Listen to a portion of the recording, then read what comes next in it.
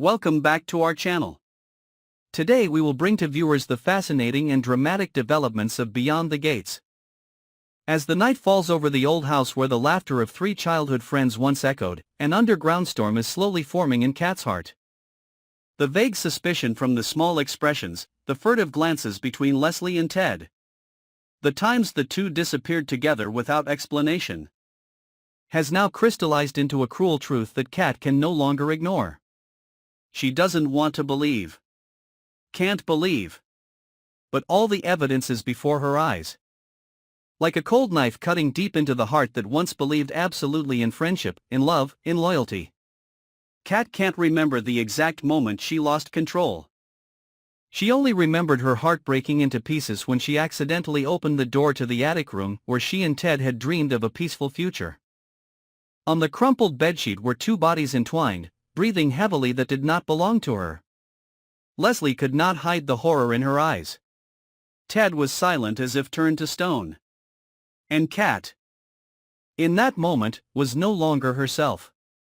Anger burned her like a wildfire that nothing could extinguish. In her head echoed invisible screams, a chaos of pain, betrayal and hatred.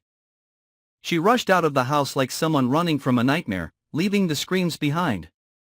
But what Kat didn't know was that moment had opened a portal, not just a portal to the naked truth of humanity, but a mystical portal that had been sealed for years. Now opened once again by the chaotic energy of a broken heart. The house where the three of them grew up was rumored to be a crossroads between dimensions. A portal to an ancient entity that was still waiting to rise. Before, those rumors were just folklore told around campfires. But now, after Kat's rage, what had been just stories suddenly became reality. The walls began to bleed at night. The whispers in the empty hallways echoed more clearly. Leslie began to hear crying coming from the basement, which had been sealed off since her father's death. Ted dreams of himself standing in a dark room, facing a distorted version of Kat, with eyes as blank as mirrors. Kat leaves the house after that fateful night and disappears. She never returns to town, never contacts anyone. But what no one expected was that Kat did not run away. She went in another direction, searching for an answer to the pain in her soul, an answer that goes beyond the physical and human boundaries. Kat wanders deep into the woods, following ancient traces, touching forbidden scrolls in a remote library, which records a parallel world, a place called the Middle World. There, she finds something she dares not face, the truth that intense human emotions, love, hate, betrayal, are the keys to the portals between worlds. And on a blood moon night, when ancient rituals are performed, Kat makes a pact with an unseen force to gain the power to confront those who betrayed her. But the price is not small. A part of Kat's soul is forever bound to the middle realm, causing her to gradually lose her humanity. Meanwhile, Leslie begins to show signs of instability. Bruises appear on her body every morning, even though she has no memory of being injured. She finds herself waking up in places she has never been. Kat's face, cold, cruel, haunts her dreams. Ted is no better.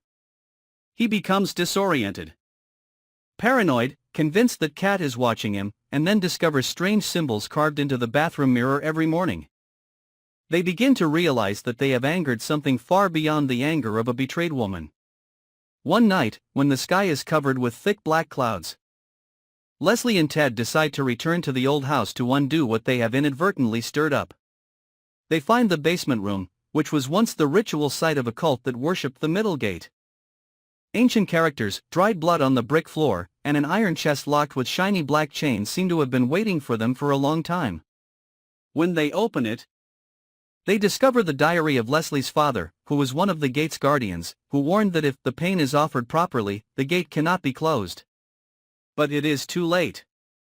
Kat returns, no longer the emotional girl who was betrayed. She appears as a strange entity, her eyes deep as a black hole that swallows all light, her figure vague as smoke.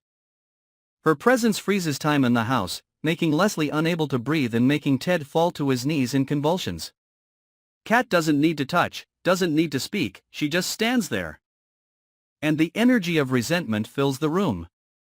She doesn't come to kill.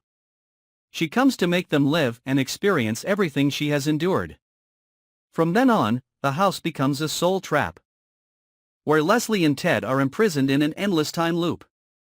Every day, they wake up at the same moment, experience the same betrayal, and then are punished by Kat in a different way. No one can enter, no one can leave. The townspeople began calling it the House of Pain, and no one dared to go near it after a group of young men disappeared without a trace. As for Kat, she was more than a victim. She had become the embodiment of all the suppressed pain, all the betrayed souls, an extension of the middle realm. Forever wandering between the two worlds, seeking balance by making the betrayers end their own souls in their own loops. The following days inside the house no longer had the shape of time. Leslie gradually lost the concept of day and night. The light was no longer light, but a dullness as if filtered through 1,000 layers of darkness. Every morning when she woke up, she felt as if her body was being torn apart, her soul shattered into pieces of memories that repeated over and over again like a curse. In the moment of awakening, she saw herself lying next to Ted in a moment of betrayal, and then Kat standing in the corner of the room, eyes red as burning coals, saying nothing, just watching silently. And when Leslie raised her hand to cover her face, she realized her hand was covered in blood, but it was not her blood, but the blood of another soul that had screamed in this place. Ted could not endure as long as Leslie. His reason quickly broke. Cuts began to appear on his arms, not of his own making, but as if an invisible entity was using him as a vessel for pain. Ted began to write symbols in blood on the wall, not knowing why he did it, but driven by an irresistible force. He whispered curses in his sleep, repeating them like he was possessed, eyes wide and unblinking. One wild night, he rips off the wallpaper in the living room, revealing words carved into the wall from the previous century, a description of a woman betrayed, then burned alive to prevent the gate from opening. Leslie is horrified to realize that the last words on the wall are written in her own handwriting: "We are worthy." Kat's rage is no longer an outburst of emotion, but has been refined into a new form of existence, quiet but terrible, silent but omnipotent. She is no longer a mere entity, but the embodiment of an ancient curse awakened. In the process of merging with the middle world, Kat has become the gatekeeper, the guide, and the judge for lost souls. She knows the secrets hidden deep in everyone's heart, even the ones they never dare to admit. To her, Leslie is not only a betrayal in the body but also a long-standing jealousy in the mind. For Ted, betrayal is not just a physical pleasure, but a conscious choice to destroy someone who once loved him with all their heart. Kat leads their souls through layers of psychological hell. On the first layer, they are forced to witness themselves in the moment of betrayal thousands of times. On the second layer, they are forced to live through Kat's memories, feeling deceived, isolated, and desperate to the point of death.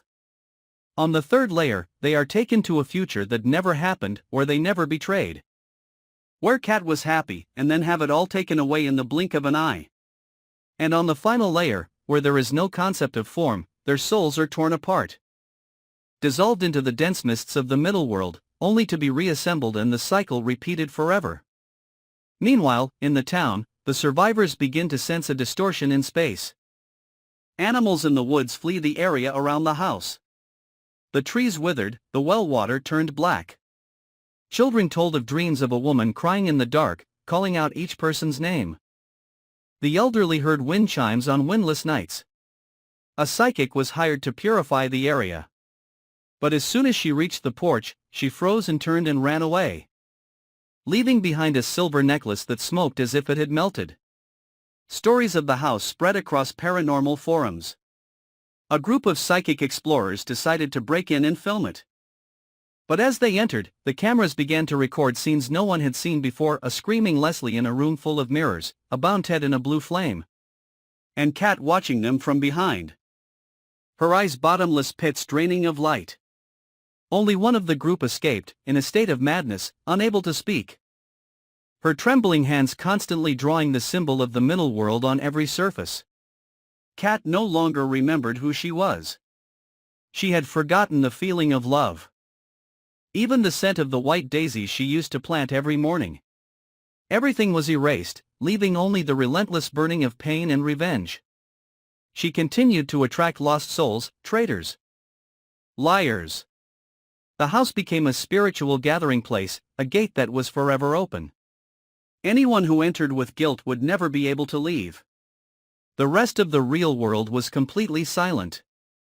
The local government erected a fence around the land, declaring it permanently closed, but no one could explain why when digging the foundation to demolish it, the machines burned out. And the workers fell ill continuously. In the end, they left it there as part of the forgotten land. A few years later, a young girl named Mate Cat's niece returned to town after many years in the city. She had heard her family talk about the eccentric cat with an evasive look. But one night, after reading the old diary pages hidden in her grandmother's attic, May decided to go to the place everyone had always avoided. When she stepped into the grass-covered land, all the surrounding sounds stopped. The wind stopped blowing. Time stopped. And as she touched the rotten wooden door, Cat's voice rang in her head, soft as a breath but clear as a command. "You have arrived. The gate will open again." Follow and subscribe to our channel to update the exciting and dramatic developments of the ongoing film.